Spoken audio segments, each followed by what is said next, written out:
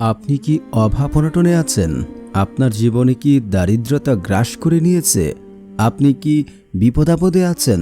বা আপনার কোটি কোটি টাকার ঋণ রয়েছে, কোনোভাবেই পরিশোধ করতে পারছেন না? তাহলে আজকের এই আমলটি আজকের রাত্রে আপনারা ঘরে বসে এই দোয়াটি মাত্র আপনারা ১৯ বার পড়ে আল্লাহ তাআলার কাছে যা চাইবেন তাই পাবেন। এ আমল করে পূর্বে বহুজন ফলাফল পেয়েছে। এ আমল করে আমি নিজেও বহুবার ফলাফল পেয়েছি। আপনারা যদি অভাব অনটনেতে দারিদ্রতার মধ্যে পড়ে যান, তাহলে আজকের এই আমলটি শুধু আপনাদের জন্য। আপনারা রাত্রে আমল করবেন, সকাল থেকেই আপনার ভাগ্য পরিবর্তন হবে। শুধু আপনাদেরকে নিয়মটা ফলো করে তারপর আমলটি করতে হবে।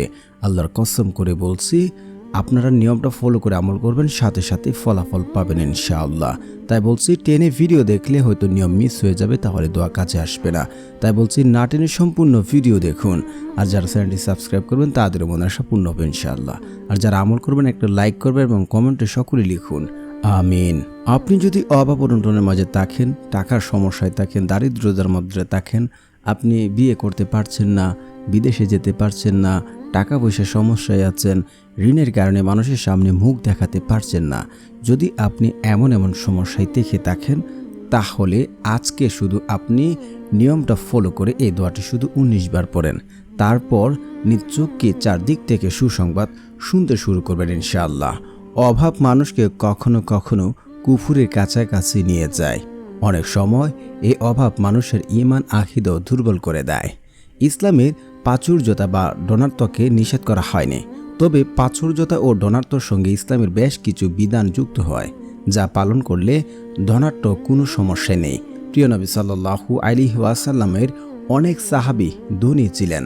সবাই চায় তার জীবন কল্যাণময় হোক, জীবনে বারাকা আসুক, সহজে ধনী হয়ে যাক, জীবনে প্রাচুর্য আসুক। কিন্তু প্রকৃত কল্যাণময় ও প্রাচুর্য জীবন তারাই পায় মহান আল্লাহ তাআলা যাদেরকে দান করেন।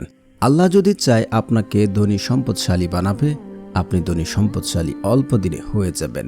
একটি কথা আপনাকে বলে রাখি, আপনার জীবনে যদি আপনি ১০০ কোটি টাকা, ২০০ কোটি টাকা আপনি কামাই করবেন, আল্লাহ তাআলা এমনটা লিখে রাখেন, তাহলে সে টাকা আপনি সে রিজিক যতটুকু পর্যন্ত ইনকাম না করছেন, আপনি সে টাকা কামাই না করছেন, ততক্ষণ পর্যন্ত আপনার মৃত্যুবরণ হবে না।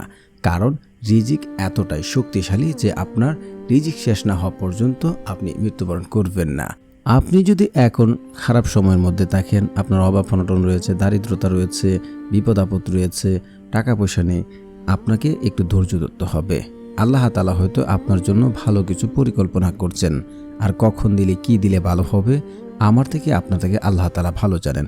একটি কথা সবসময় মাথায় রাখবেন যে দোয়া ছাড়া অন্য কোনো পদ্ধতি, অন্য কোনো ওয়ে নেই যে বান্দার ভাগ্য পরিবর্তন করতে পারে। আপনার তিরমিজি শরীফের হাদিস 2139 নম্বর হাদিসটা যাচাই করে দেখে নেবেন। আর যে ব্যক্তি আল্লাহ তাআলার উপরে তাওয়াক্কুল করে, আল্লাহ তাআলার উপর বিশ্বাস রাখে, আল্লাহ তাআলা তার জন্য যথেষ্ট হয়ে যায়। সূরা তালাক ৩ নম্বর আয়াতে বলা হয়েছে। তো অবশ্যই আল্লাহ তাআলা যদি আমার আপনার জন্য যথেষ্ট হয়ে যায়, তাহলে আমাদের আর কি লাগবে? আল্লাহ তাআলার কাছে যা চাইবো তাই তো পাবো। আল্লাহ তাআলাকে যখন ডাকবো, আল্লাহ তাআলা তো তখনই সাড়া দেবে। অবশ্যই আল্লাহ তাআলার কাছে চাইতে হবে। হ্যাঁ, আল্লাহ তাআলার কাছে চাইতে হবে, ক্ষমা চাইতে হবে, অনুতপ্ত হতে হবে। যে ব্যক্তি আল্লাহ তাআলার কাছে ফিরে আসে, আল্লাহ তাআলার কাছে ক্ষমা চায়, আল্লাহ তাআলা ওই ব্যক্তির জীবনে ধন সম্পদ বাড়িয়ে দেন, সন্তান সন্তুষ্টি বাড়িয়ে দেন, তার অভাব অনটন দূর করে দেন। সূরা নূহ আয়াত নাম্বার 10 থেকে 12 আপনারা একটু যাচাই করে দেখে নেবেন। আল্লাহ রাব্বুল আলামিন কখনোই তার বান্দাদেরকে খালি হাতে ফেরত দেন না। এমন অসংখ্য মানুষ রয়েছে জীবনে অভাব অনটনে ছিল, দারিদ্রতার মাঝে ছিল। আল্লাহ রাসূল সাল্লাল্লাহু আলাইহি ওয়াসাল্লাম শিখিয়ে গেছেন কিভাবে অভাব অনটন দারিদ্রতা থেকে মুক্তি পেতে হবে। আল্লাহ তাআলা বলেন, তোমরা আমার কাছে দোয়া করো, আমি তোমাদের দোয়া কবুল করব। আল্লাহ রাসূল সাল্লাল্লাহু আলাইহি ওয়াসাল্লামও বলেন, যখন কোনো বান্দা আল্লাহ তাআলার কাছে দুহাত তুলে দোয়া করেন, আল্লাহ রাব্বুল আলামিন ওই সকল বান্দাকে খালি হাতে ফেরত দিতে লজ্জাবোধ করেন। আল্লাহ রাব্বুল আলামিন কখনোই তার বান্দাদেরকে খালি হাতে ফেরত দেন না, খালি হাতে ফেরত দেন না। যদি আমরা সঠিক নিয়মে, সঠিক পদ্ধতিতে চাইতে পারি, তাহলে আমাদের জীবনের সমস্ত চাওয়া আল্লাহ তাআলা পূর্ণ করে নেবেন। আল্লাহ তাআলা আমাদেরকে দেবেন, এটা আল্লাহর ওয়াদা। আর আল্লাহর ওয়াদা কখনোই বরখেলাফ হয় না। আর আজকের দোয়াটি হাদিস দ্বারা প্রমাণিত রয়েছে, আবু দাউদে হাদিসটি রয়েছে। তো প্রিয় বন্ধুরা, আমাদেরকে নিয়ম এবং শর্ত ঠিক রাখতে হবে। শর্ত কি? শর্ত হচ্ছে যে ব্যক্তি 5 ওয়াক্ত নামাজ আদায় করবে না, ওই ব্যক্তির দোয়া আল্লাহ তাআলা কবুল করবেন না। যদি আপনি 5 ওয়াক্ত নামাজ আদায় করেন, এমনিতে আপনার রিজিকের সমস্যা, দারিদ্রতা আল্লাহ রাব্বুল আলামিন দূর করে দেবেন।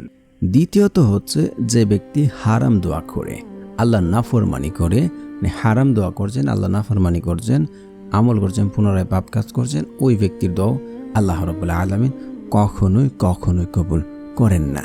তৃতীয়ত হচ্ছে যে ব্যক্তি পিতামাতার অবাধ্য সন্তান, তার দোয়া আল্লাহ তাআলা কবুল করেন না। 4 নম্বর হচ্ছে যে ব্যক্তি হারাম খাবার খাবে, ওই ব্যক্তির দোয়া আল্লাহ রাব্বুল আলামিন কখনোই কবুল করেন না। 5 নম্বর হচ্ছে তাড়াহুড়া করা। যদি আপনি আমল করছেন, তাড়াহুড়া করেন, তাহলে আপনার দোয়া আল্লাহ রাব্বুল আলামিন কখনোই কবুল করবেন না, কখনোই করবেন না। বান্দার দোয়া ততক্ষণ পর্যন্ত কবুল হয় যতক্ষণ পর্যন্ত বলে যে আমার দোয়া কবুল করা হলো না। তো এই নিয়ম বা এই শর্তগুলো যদি আপনি মানেন, আল্লাহর কসম করে বলছি, আপনার দোয়া আল্লাহ রাব্বুল আলামিন কবুল করবেন, অবশ্যই কবুল করবেন। কারণ আপনি শর্ত এবং নিয়ম মেনে আমল জীবনে যতগুলি করেছেন, সকল দোয়া আল্লাহ তাআলা কবুল করেছেন। তাহলে এখন অনেকেই বলবেন, যদি আল্লাহ তাআলা কবুল করে থাকেন, আমি তো জীবনে অনেক কিছু চাচ্ছি, আল্লাহ তাআলার কাছে অনেক কিছু চেয়েছি, কই আমি তো কোনো কিছু পেলাম না, আল্লাহ তাআলা তো আমাকে দিল না।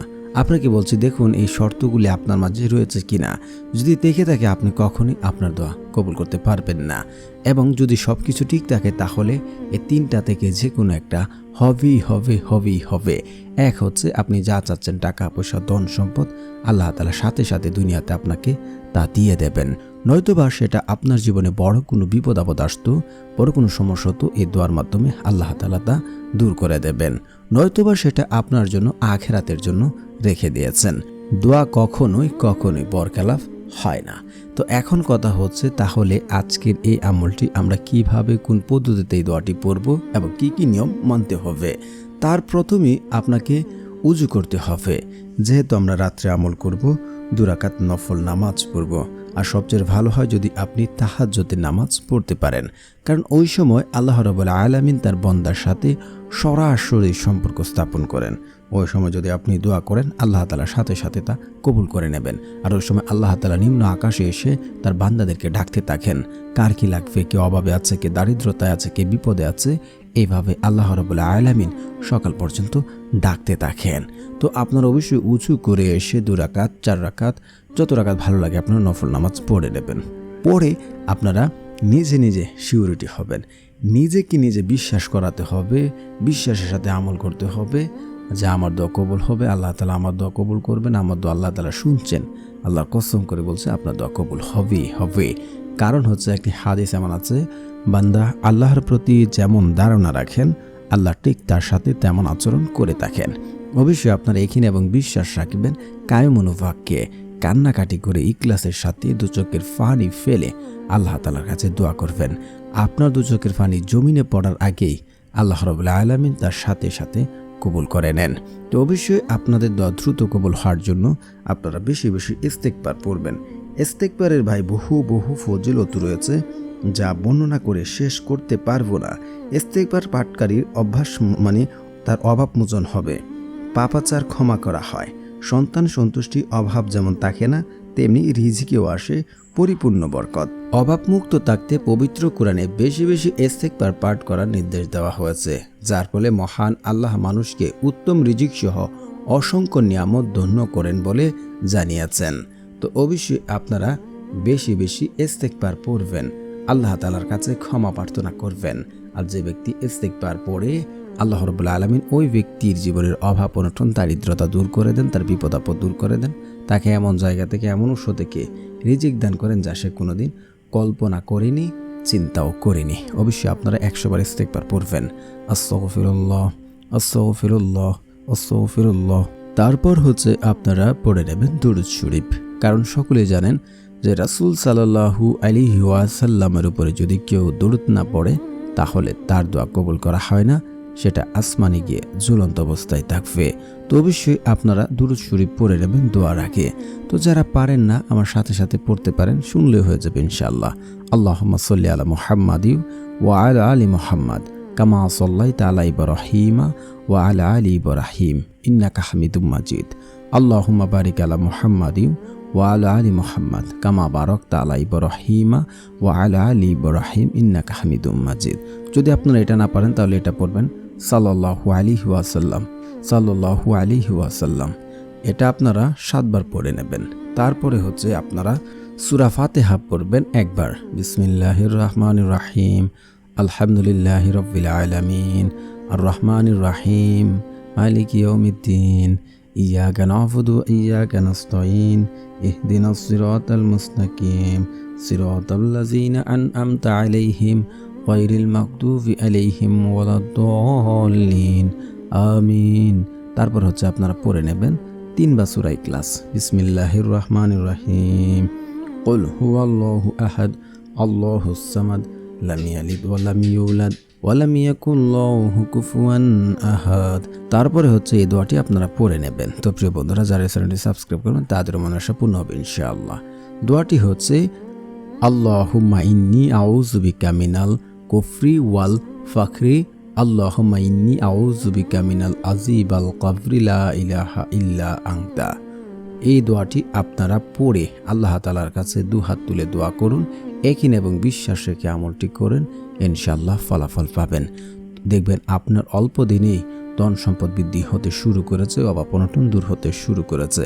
তো প্রিয় বন্ধুরা, যারা আমলটি করবেন অবশ্যই একটি লাইক করবেন এবং কমেন্টে সকলে লিখুন আমিন আমিন আমিন।